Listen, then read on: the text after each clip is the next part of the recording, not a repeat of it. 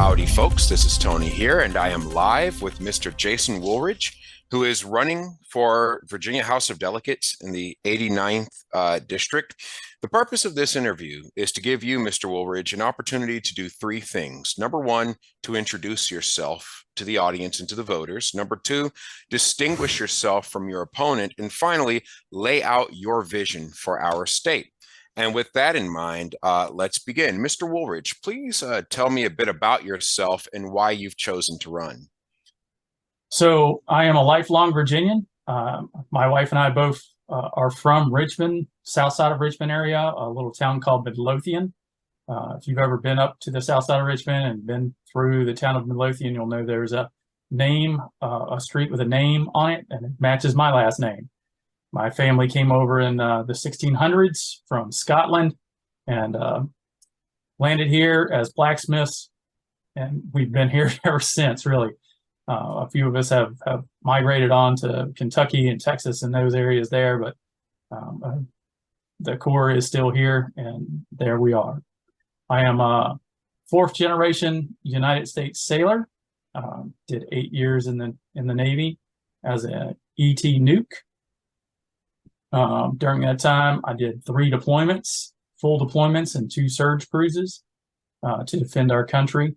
And now I've come back home here, and I'm stepping out to defend us from enemies within. My wife is a school teacher.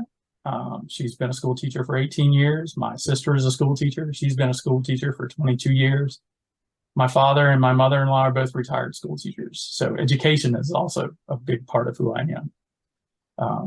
Both my wife and I have attended Southside Baptist Church here in Suffolk for almost the entire 22 years that we've lived in Suffolk.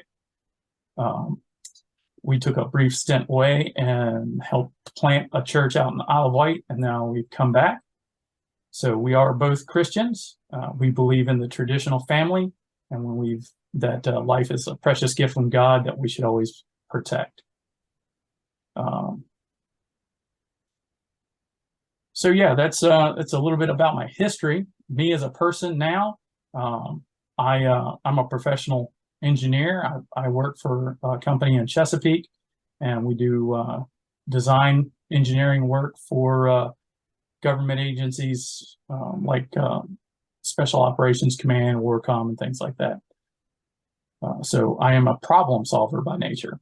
How do I arrive at that? There, I got 2 different degrees. I have my bachelor's degree in electronics engineering and a bachelor's degree in project management. So that lends me a pretty good skill set to solve a lot of the problems that face us here in the 89th District. Thank you. And what sets you apart, Mr. Woolridge, from other GOP candidates also running for this district? So the definition of insanity, as everyone knows, is doing the same thing over and over again and expecting different results. I am not an institutional politician. I am an engineer, again, by trade. I do not intend to retire that trade. I intend to serve the state of Virginia and my constituents the same way I did in the military, only as a legislator for the 89th District of Virginia. My other opponents they're politicians. They're looking either for a spot to retire to as a politician, or they're looking to elevate their name in the political realm. And that's not what I'm about. I feel that this was a calling from God, and I didn't want to get into politics. I was a little bit disobedient in full disclosure to that calling, but my wife and I, we prayed. And we prayed about it for a good while. We prayed about it for about a year. I kept coming up with excuses, and God kept telling me that's not a good enough excuse. He kept pushing me towards it. I got encouragement from the people that I'm involved with in the political realm. And my last just effort was actually I went to my employer and said, hey, I plan on running for office, fully expecting them to tell me that's not a good idea for your career. And they didn't do that. So here we are. We're sitting here stepping out and stepping up to do God's calling and make a good difference in the 89th District. Thank you. You mentioned your constituents. that actually dovetails beautifully into my next question, which are, what are the unique needs of the 89th district, and how would you address them were you to be sworn into the House delegates? So the unique needs for the 89th district, as I see them, we are facing some rampant, what we would consider to be overdevelopment. The 89th district is a large district. We have about 67,000 registered voters between Suffolk and Chesapeake in the 89th, and we're seeing a large explosion in development in the rural areas of those two cities. Expanding into the rural areas is kind of what we look at as overdevelopment. The problem with that is that the infrastructure is not there to support that rapid expansion in that area. It's a strain on our natural resources. We're losing farmland to housing developments out in the middle of the country. What used to be cornfields and peanut fields are now housing areas of upwards of 300, 400 housing units on 100-acre land. And that taxes the natural resources. We don't have, where I live, out in rural Suffolk, we don't have city water out here. So the more houses they put out here, the more I have to worry about whether my well is going to continue to work, whether my septic system is going to be able to be there. And then if it doesn't, then I have to wait for the city to bring resources down the road and save me from, disaster at my house. And at the same time, who is going to pay for that? That's going to be the taxpayers that's going to pay for that. If we put 700 homes out into a new area out here, let's just assume there's one child for every home. That's a school population. We're already overcrowded in our schools. I can tell you that from firsthand knowledge. And if we put 700 new homes out here, we bring 700 new kids out, we're going to have to build another school. The taxpayers are going to have to pay for that. That's higher taxes are coming our way if we continue to do that. The road systems in rural areas are not designed for urban traffic. And I say that to be commercial traffic, and as well as just a high volume of commuter traffic. A lot of people live out in the middle of the country. A lot of people are going to drive into the city to go to work. And that's just wear and tear on our roads. And our roads, if you live in Suffolk with me, our roads are in bad shape. And I'll give a shout out to our city engineer, Robert. Robert, you're doing a great job and keeping up with what we've got. I appreciate what you're doing, but it's not keeping up with the development that's going on out here. So we need to curb that. And I think the best way to do that would be to incentivize redevelopment. There are areas of our city here in Suffolk and over in Chesapeake that, well, quite frankly, they're run down. They're degraded, and it makes people not want to be there. And at one point in time, those were wonderful, beautiful areas of the city. And I think that we should incentivize redevelopment instead of new development. We incentivize redevelopment versus new development. It bolsters the city where we already have population at. And that will be economically beneficial to the city because the housing will be closer proximity to downtown, closer proximity to the businesses, restaurants, and things, the small businesses that are really the backbone of America. So I would like to re-incentivize redevelopment in the 89th so that we can curb some of that and hopefully slow things down. We don't need to be bigger. We need to be better at what we do. Excellent. Thank you. Now, my next question, you've already partially answered it, so I'm just going to continue. You've mentioned infrastructure. You've mentioned redevelopment. I would like you to list 3 other of your top 5 priorities which you would enact were you to be sworn into the House of Delegates. Okay. So I'm a Christian. I believe in the traditional family, and I believe in life as a precious gift from God. Therefore, I would intend and will promote legislation that protects the sanctity of human life when I get up to Richmond. Specifically, I'd like to start by winning the fight and passing an ultrasound bill. That bill would make it requirement for the health of the mother and the health of the child that they have an ultrasound if they are making the choice to go through with an abortion.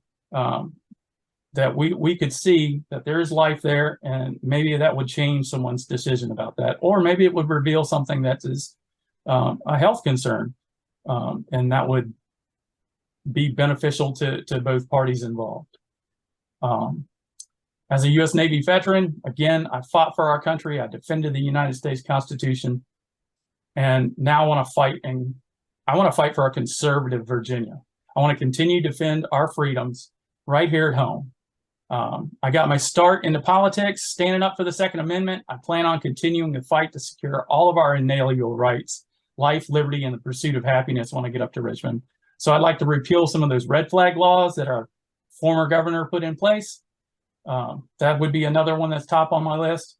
And then again, I'm surrounded by educators, and I believe wholeheartedly that our education system here in Virginia is broken. And I believe that the solution to that is it's kind of a private-public partnership, so to say. I believe parents should be provided with a choice to educate their child as they would see fit. And to do that, they're going to need relief, because private education, whether it be homeschool, private school, or homeschool cooperatives, or even if we're looking into maybe funding some charter schools, that's expensive. So when I get up to Richmond, I want to introduce a bill that I'm going to call the Exhausted Parents Relief Act. That bill is going to focus on providing school choice and granting tax credits to those parents who choose not to use the broken school system that they're being forced to pay into. Because the money that we put into the education system is supposed to go to educate our children. And if parents can't depend on a public education system, they want to use something else, they should get a refund for that and be able to educate their children without having to work another job just to do that. You've mentioned school choice as well as the ultrasound bill. You've also mentioned infrastructure for the 89th district, but what do you think is the greatest challenge facing the state as a whole? So sort of zooming out here from just the district-wide focus and looking at a statewide focus, what do you think are the greatest challenges facing our state as a whole? It's going to fall back to education. The state and the country as a whole, we have lost lots of manufacturing. That's been outsourced for a while. We really need to focus on how to get that back.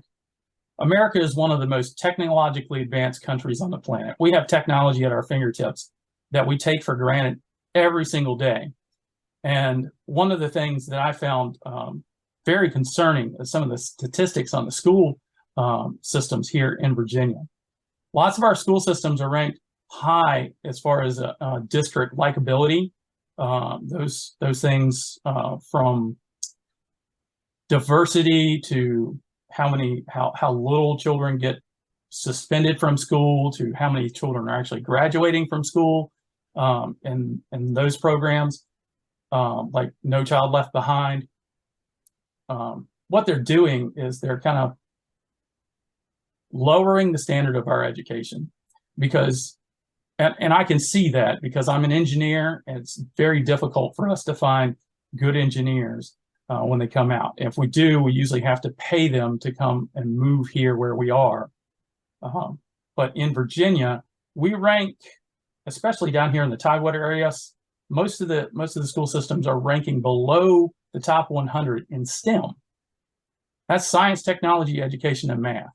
Well, if we're not educating our students on these very crucial skills, we're going to lose the technology that we take for granted right here at our fingertips. All of that is going to become, we're going to get the secondary, the yesterday's technology in comparison to the rest of the world. And I don't want to see that happen. America is the greatest place on earth, and we should have the best of everything. And that includes the workforce that we have. So if we don't educate our children instead of indoctrinating our children here in the state of Virginia, we're going to end up paying the penance on that.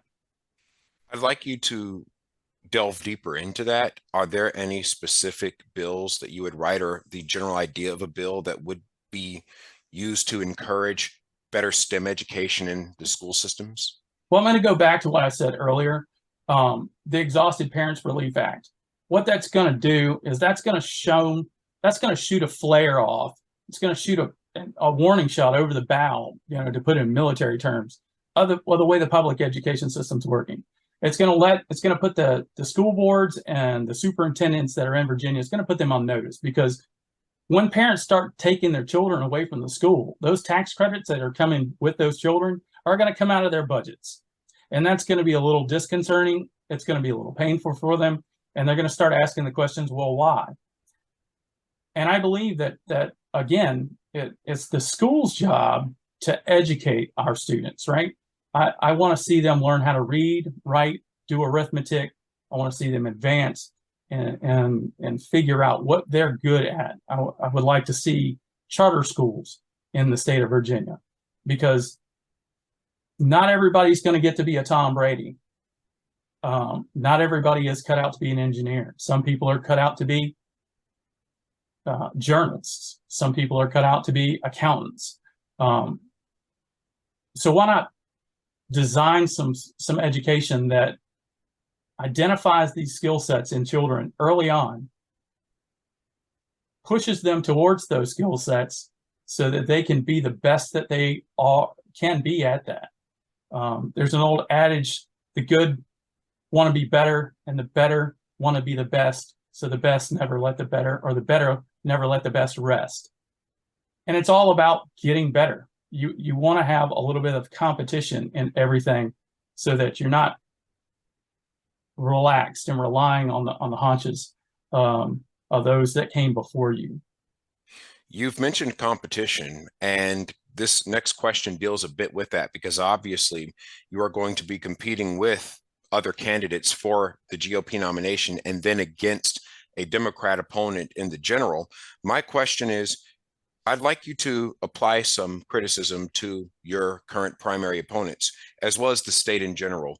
What do you believe is the biggest area of improvement for the current GOP in the Virginia state legislature? Stop doing what we're doing. It doesn't work. It hasn't worked. We keep sending up milquetoast style conservatives that they claim to be conservative. They show up, they sing a good song and they dance a good dance, but they never follow through with anything that they say. I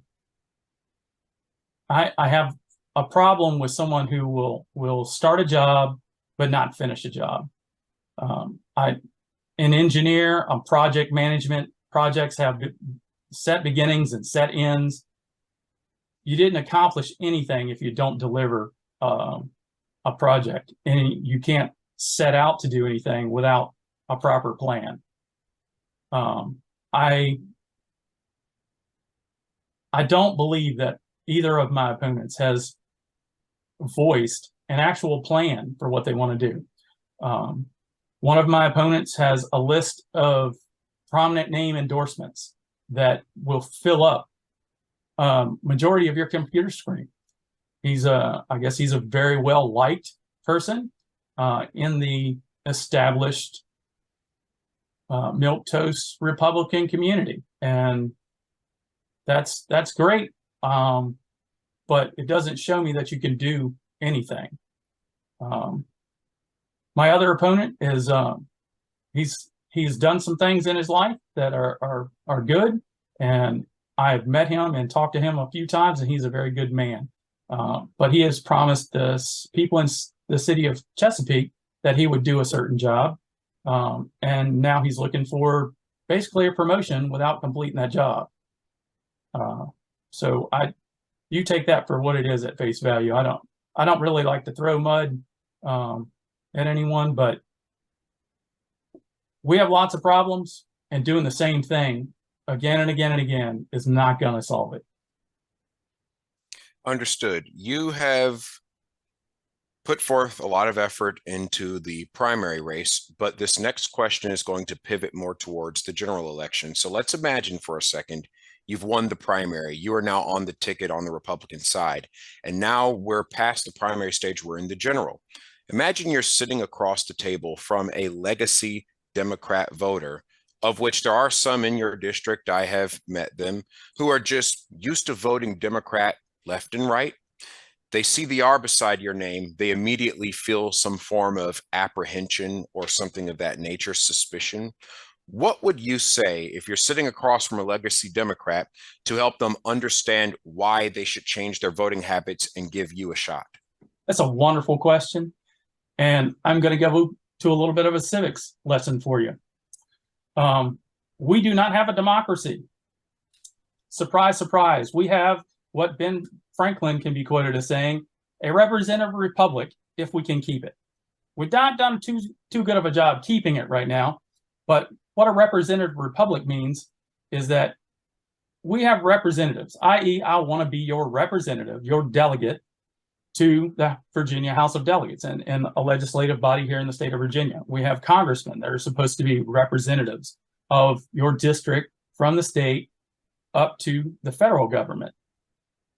When someone asks you for that vote for me as your representative, what I'm asking you to do is hold a mirror up and look at yourself in the mirror, then drop that mirror and see how the picture lines up with me. Because if I don't represent you and the values in your life, then how am I supposed to carry your values up to a level of government and exercise them? Our representatives right now, I don't think they're actually representatives. They're political pundits that like name recognition. Politics is a name recognition kind of game. And I wish that the only time people needed to know my name was on the ballot day to be there, because it's not about me. It's about me representing you. So if you're going along and you're voting through life, regardless if it's the president, a congressman, a senator, a Virginia delegate, your school board, your city council, if you're looking at the ballot and you have no idea who that person is, that name in front of that little letter, and you vote just based on the last letter of that, you have done yourself and you've done your community a disservice, because you voted for somebody you have no idea if they actually stand for what you believe in, what your concerns are.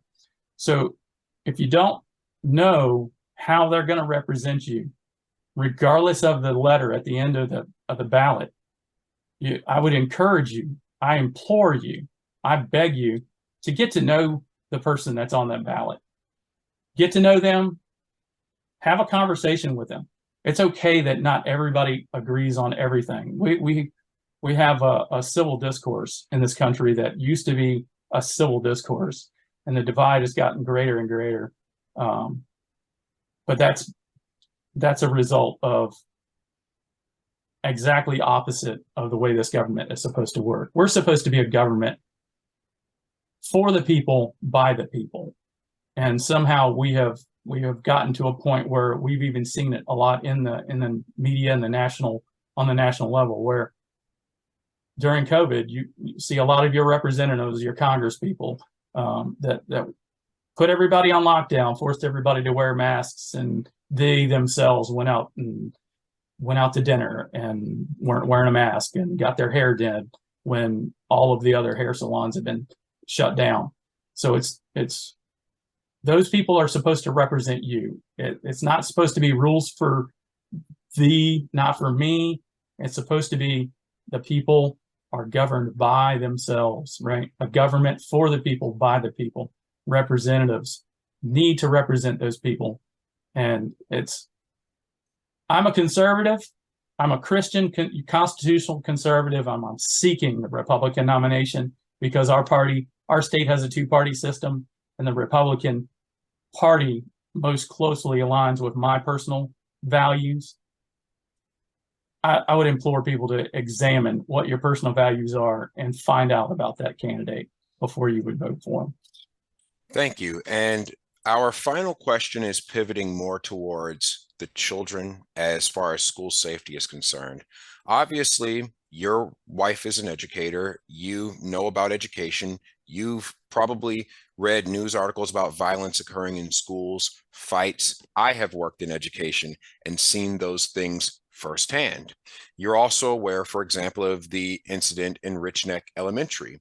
And so it's quite clear from all of these events that there is a lack of hope for our young people.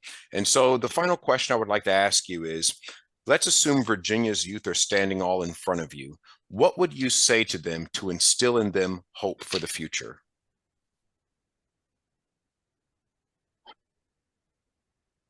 Inspirational thoughts to our youth.